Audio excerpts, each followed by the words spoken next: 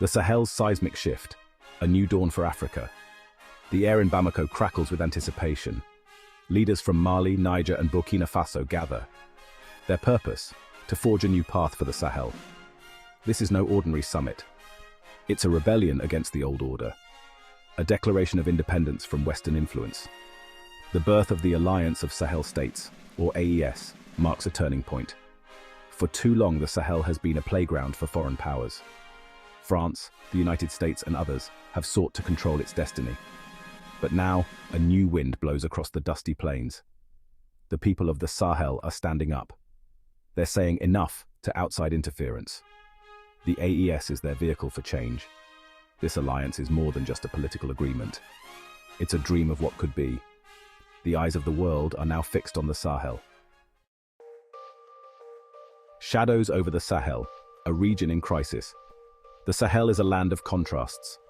Golden dunes stretch as far as the eye can see. Ancient cities rise from the desert sands. But beneath this beauty lies a region in turmoil. For years, the Sahel has been trapped in a cycle of violence and poverty. Terrorist groups roam freely across porous borders. They bring death and destruction in their wake. Families are torn apart. Communities live in constant fear. Economic hardship grips the region like a vice. Unemployment soars, especially among the young. Many see no future in their homeland. They risk their lives crossing the Sahara, seeking a better life in Europe.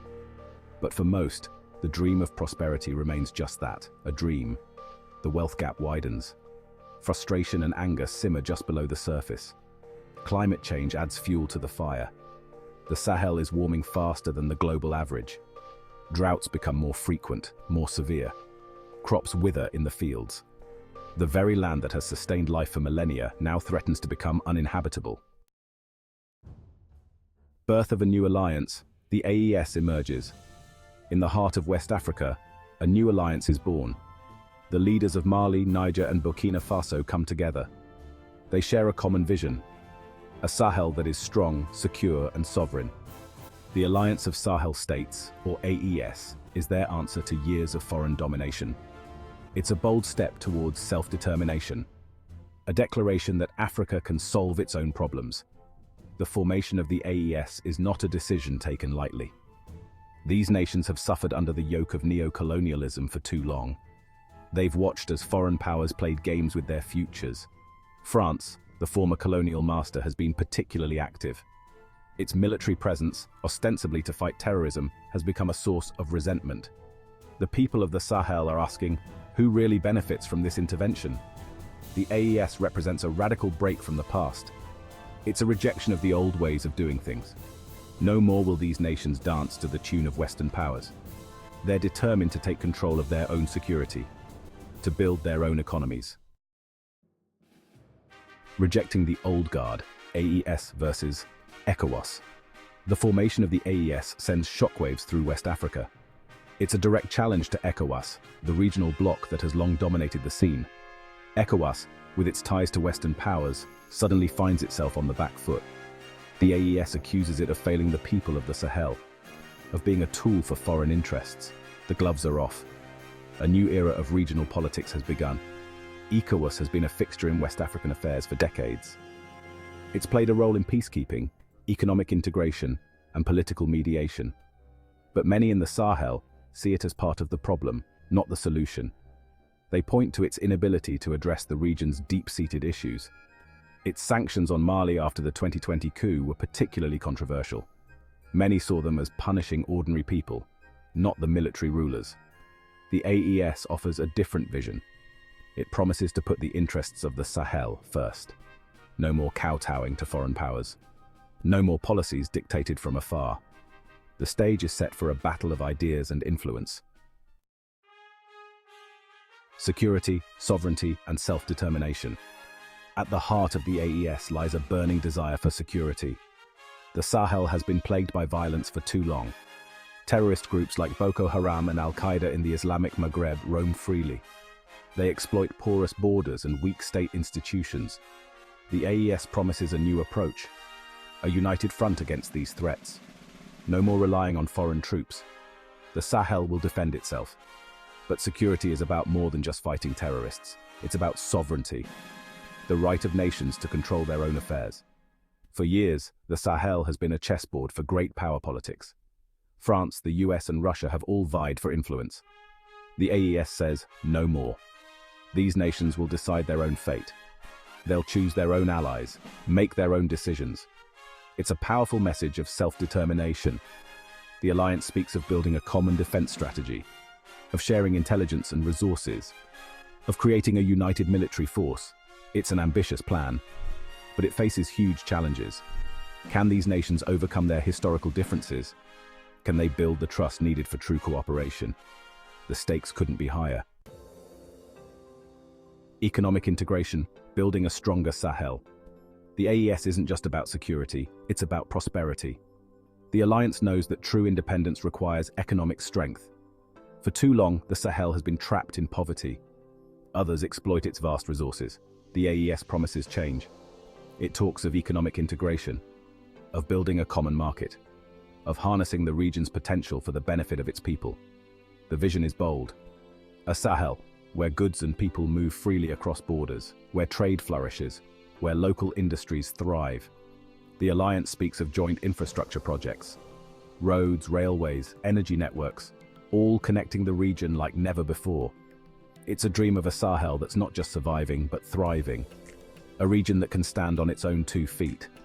But the challenges are enormous. The Sahel's economies are weak, underdeveloped, heavily dependent on foreign aid. Can the AES really change this? Can it build the institutions needed for true economic integration? The skeptics are many. They point to past failed attempts at African unity, to the deep structural problems facing the region. The geopolitical chessboard, Western influence wanes. The rise of the AES marks a seismic shift in the geopolitics of Africa. For centuries, Western powers have held sway over the continent. France, in particular, has seen the Sahel as its backyard. Its troops have been a constant presence. Its companies have reaped rich rewards. But now, the ground is shifting. The AES represents a direct challenge to this old order. The alliance's message is clear. The days of Western domination are over. No more will the Sahel be a pawn in great power games. The AES countries are asserting their independence. They're questioning long-standing military agreements, renegotiating economic deals, pushing back against what they see as neo-colonial attitudes. It's a bold stance, one that's sending shockwaves through Western capitals. France finds itself in a particularly difficult position. Its military operation in the Sahel, Operation Barkhane, has become increasingly unpopular. Protests against the French presence have erupted across the region. Russia's rising star in the Sahel. As Western influence wanes, a new player is stepping into the spotlight: Russia. Moscow sees opportunity in the Sahel's shifting sands. It's offering what many in the region crave: support without strings attached. No lectures on democracy or human rights, just practical assistance in security and economic development. It's a message that's finding a receptive audience. The Wagner Group, Russia's shadowy private military company, has become increasingly active in the region. In Mali, it has replaced French troops in the fight against jihadists. In Burkina Faso, there are rumors of its involvement. Russia presents itself as a true partner, one that respects African sovereignty, that doesn't seek to impose its will. It's a stark contrast to the perceived arrogance of Western powers. But Russia's involvement is not without controversy. Human rights groups accuse Wagner of atrocities, of fueling conflict rather than resolving it. Critics warn of a new form of exploitation. Climate change, an existential threat to the alliance. Amidst the geopolitical maneuvering, a silent threat looms over the Sahel: climate change. The region is warming faster than the global average. Rainfall patterns are becoming more erratic, droughts more severe. It's not just an environmental crisis. It's an existential threat to the very fabric of Sahelian society. The AES faces a race against time to address this challenge. The impacts of climate change are already being felt. Lake Chad, once a lifeline for millions, has shrunk to a fraction of its former size. Desertification is eating away at farmland, pushing herders and farmers into conflict over dwindling resources. It's a powder keg waiting to explode. one that could undermine all the AES's efforts at regional stability and integration. The alliance recognizes the urgency of the situation. It speaks of joint efforts to combat desertification, of sharing water resources more equitably, of investing in climate-resilient agriculture. But the scale of the challenge is enormous. The road ahead, challenges and opportunities. The path forward for the AES is fraught with challenges. Internal divisions loom large. These are countries with complex histories, with competing interests. Can they truly unite under a common banner? Or will old rivalries and suspicions tear the alliance apart? The skeptics are many. They point to past failed attempts at African unity, to the graveyard of grand Pan-African visions. Then there's the question of legitimacy.